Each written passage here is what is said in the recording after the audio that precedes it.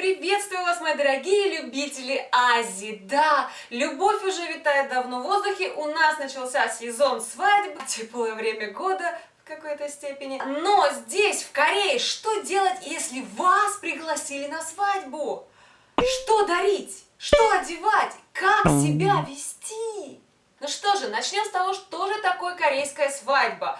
В общем-то, это симбиоз американской церемониальной части и, в общем-то, некоторых традиционных вещей Кореи, плюс их просто до безумия любовь к фотосессии, потому что большая часть свадьбы – это фактически постановочная часть. Но начнем по порядку. Вы приходите на свадьбу, вы кладете подарок в конверте, где написано ваше имя. Вы отдаете этот подарок замечательным ребятам с гостевой книгой, и они отдают вам талон в буфет.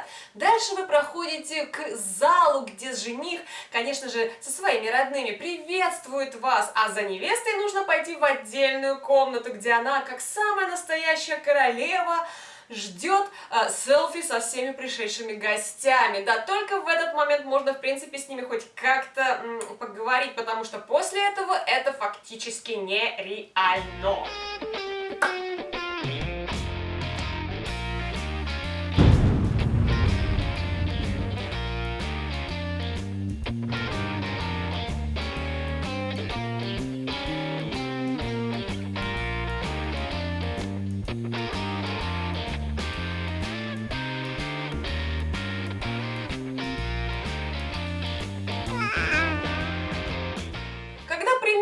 Основная часть пришла, всех замечательных гостей, начинается церемония, ну прям как в Америке, то есть жених ждет свою невесту, ее ведут замечательные родители, родители садятся по местам, там со стороны невесты, значит, свои родители, со стороны жениха свои, МС предоставленные wedding hall, потому что здесь именно в wedding hall проходит вся вот эта церемония. Либо друг хороший, конечно же, задурит какой-то части своей публику. Ну не такой прям уж мега-супер тамада, как у нас, но есть. Они приносят свою клятву, как в Америке, люблю до гроба. Дальше идут поздравления со стороны жениха, то бишь друзья его, и со стороны невесты. Потому что клятва может быть абсолютно любая. Кто-то поет песню, кто-то танцует, ну, помимо слов-то. Надо же хоть как-то развлечь публику, потому что у них есть всего ничего, 3 максимум часа. И за эти 3 часа, даже при условии того, что в зале может уместиться, ну, может быть, 100, ну, 200 людей, они платят минимальную таксу где-то в $3000. Ну, это, в принципе, с предоставлением даже вот фотоаппаратчика, но с учетом того, что я видела, там, наверное, все 10 тысяч. Все зависит в зависимости от wedding hall, ваших потребностей, количества пришедших людей и будет ли у вас буфет. Да, тут очень много вот этих нюансов. Ну что же, продолжим. Наконец получили поздравления от всех сторон. И да, наши тут неплохо прикололись. Токеби Кёронши, да-да-да. Невеста весьма влюблена в эту дураму. Было весьма смешно, было весьма интересно, но это все пролетело моментально. То есть вот где-то час, который вот только все начиналось и вроде только раскручивалось, он улетел просто на ура. Дальше идет фоточасть. Это где-то еще 1 час, потому что мало того, что вся церемония это в принципе сплошная фотосессия, жениха с невестой как каких-то кукол вертят, крутят, им все поправляют, вот так ставят, сяк ставят, чтобы каждая фотография была идеальна. Еще какой-то человек все это на видео снимает, третий вообще бегает людей, спрашивает о поздравлениях, ну как прям в Америке. И еще там какие-то такие легкие полевые снимки с выставлением их замечательных, потому что главная фотоаппаратчица одна, а остальные такие вспомогательные. И девушка, которая постоянно вертит, крутит и укладывает замечательные волосинки даже на лице невесты и жениха. Я уже молчу про складки платья. Это не то, что у нас, да, никто за тобой особо следить не будет, никто ничего поправлять не будет.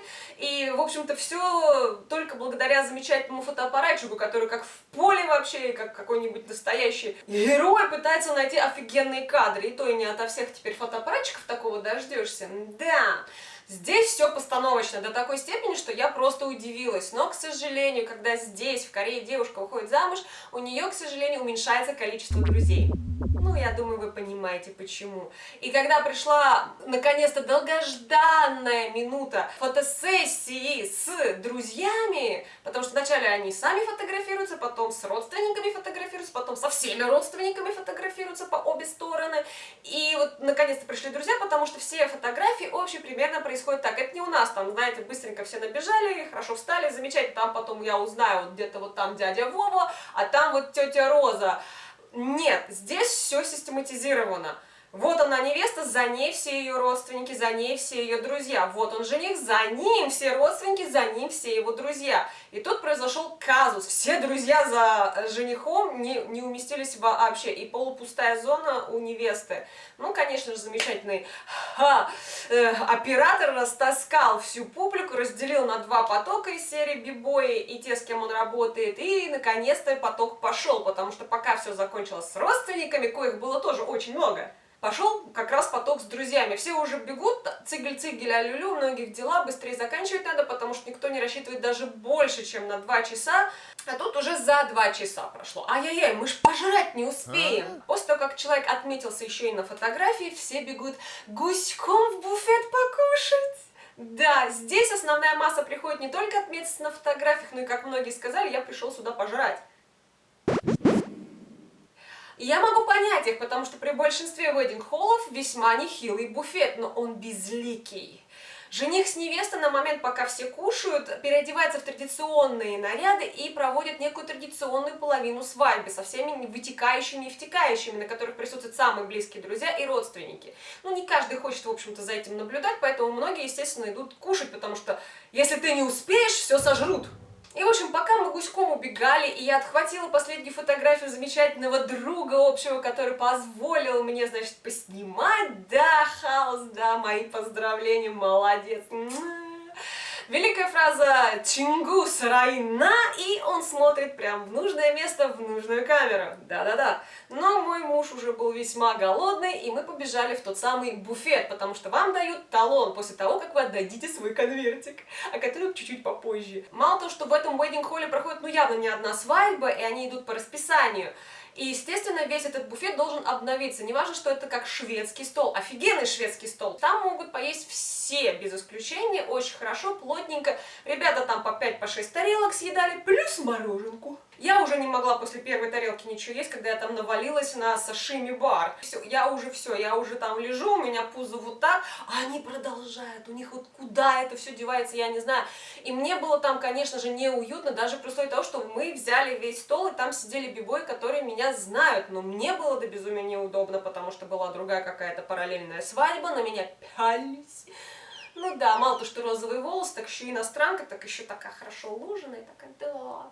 Сам себя не похвалишь, никто не похвалит. И момент X наступал, потому что периодически замечательные официанты говорили о том, что им нужно уже менять бар, потому что в столько-то придет новая свадьба. То есть, в общем-то, нас подгоняли. То есть это тебе не расслабленный момент после ЗАГСа, когда вы пришли в ресторан, и у нас есть время до 12, и все там обжираются расслабленно. Здесь все очень-очень урезано. То есть ты должен успеть все сделать.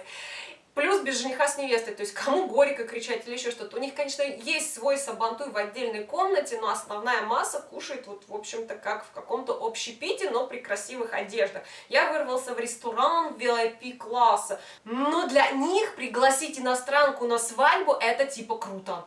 Поэтому вас могут даже выловить на самом деле на улице и даже заплатить, накормить, лишь бы вы только оказались там. Не знаю, за какими такими приколами, но они считают, что это круто. И тут мы, конечно же, начнем говорить о том, что же дарить. Деньги. Потому что как только вы входите, будет прям стоять маленькая стела с беленькими конвертиками, куда вы вкладываете некую сумму, о которой мы сейчас и будем говорить. Подписываете свое имя и отдаете ребятам, которые записывают вас в гостевую книгу. После чего замечательные молодожены посмотрят, вот он пришел, где там его конвертик, ага, там сколько он взял, так, заплатил столько-то, пойду на его свадьбу, столько же принесу, ну, может быть, побольше, если человек знает, например, что у человека явно, проблемы с деньгами. Да, меркантильненько знаю, но, к сожалению, сейчас вы будете вообще в шоке.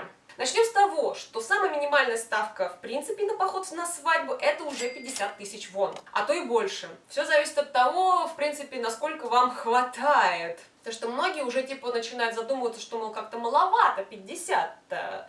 Могли бы там и сотенку подкинуть, но если вы человека не знаете, если вы заплатите только 50, то что вас вроде пригласили, а вы только пару раз говорили, нормально, не паникуйте. Вот если вы уже знакомы дольше, то есть вы, возможно, с одной кафедры, либо по работе, может быть, с одного или с примерно похожих отделов, тогда придется отваливать уже 100, а то и 150. Не дай боже, вы уже какие-то там друзья давние, тут уже 200, 250, а то и 300. Самый кошмар достается лучшим друзьям и родственникам. Там, во-первых, и от 500 начинается, и уже там иногда даже просят что-то подарить, о чем немножечко попозже. То есть родственники начинают свою как бы политику с 500 тысяч вон, ну, в основном своем. Я не буду говорить за всех, но средняя такая такса примерно такова. И если у нас замечательную сумму отдают молодоженам, здесь эта сумма делится пополам и отдается родителям. Вот сейчас не надо паниковать, нет, тут, к сожалению, такова традиция. Ребята к свадьбе готовятся заранее, реально заранее. То есть парень, по идее, предоставляет квартиру в какой-то степени, то бишь покупает ее, а девушка ее должна обставить. Поэтому парень копит на квартиру плюс свадьбу, а девушка, в общем-то, на то, чтобы ее обставить, плюс там, может, какие-то детали для свадьбы. Потому что по факту, когда парень делает предложение девушке, он помимо кольца должен ей еще и платье купить, и туфли. И как бы вообще себя еще как бы одеть к этому моменту. То есть, вау, не все, конечно, так делают, но основная масса. Родители могут, конечно, помочь, но они помогают либо какой-то частью от квартиры, либо какой-то частью скидываются на церемонию. Поэтому они забирают все эти деньги. Посему новое поколение запускает иногда казачка в поле без знания родителей, которые собирают чисто сумму для замечательной пары. Так что не волнуйтесь, не все, конечно, так делают. Есть немножко другая уловка. Подарить какой-нибудь необходимый для быта предмет. Например, ну, мамочка, ну зачем вам еще один пылесос? Или у вас же замечательная мультиварочка, зачем вам это? Такое здесь тоже очень практикуют, чтобы, ну уж, совсем бедных молодоженов без всего не оставить. Немножечко странно, для нас непонятно, но здесь это все весьма упирается в такие странные для нас вещи. Немножко безликая свадьба, немножко безликий буфет, горько где, алло, целуетесь? Нет, здесь просто такого нету. Здесь не являются вот эти лобузания яростные, как бы показанием хорошего тона, поэтому да, тут очень свои культуры намешаны, свои какие-то традиции. Пока там люди обычно традиционной частью занимаются, да, там кидают замечательные виноградинки, а молодожены ловят это все, да, люди кушают себе спокойно в буфете, пусть и не важно, что с какими-то неизвестными для него личностями. Но едем дальше. Что же на себя одеть? Все, в принципе, то же самое, что и у нас. То есть это какой-то такой весьма строгий лук. То есть никаких тебе шлепанцев и какая-то там летняя одежда, я тут вышла. Нет. Коктейльное платье, вечернее платье, костюм, все вот в таком духе. Хотя есть исключения, как вот в этом случае были би-бой, потому что женился би-бой, поэтому ребята, которые должны были выступать в соседнем районе через несколько часов, они пришли, естественно, не в костюмах, а уже готовые к выступлению. Но это простительно, потому что у них выступление было. Но основная свадьба, конечно, пусть она была с уклоном на тукеби караншик, была замечательной. Новый опыт, и на этом все. Я надеюсь, это видео было для вас полезным. Не забудьте поставить вот пальчик вверх. Да, подписывайтесь на мой канал, будут еще замечательные видео. И вот там есть еще колокольчик. Да-да-да, вот нажмите, вот. Молодцы. Теперь вы будете знать, когда у меня выходят новые видео. Ну что же, любви, счастья и до новых встреч. Пока-пока. Я знаю, вы хотели увидеть, как они бросают букет, но мало того, что они где-то минут 20 кидали на камеру букет, вроде она его швыряет, и все так еще потом, когда я увидела эти злобные взгляды девушек, мне так страшно стало, что я, конечно же, пошла со своим мужем в буфет, который проголодался.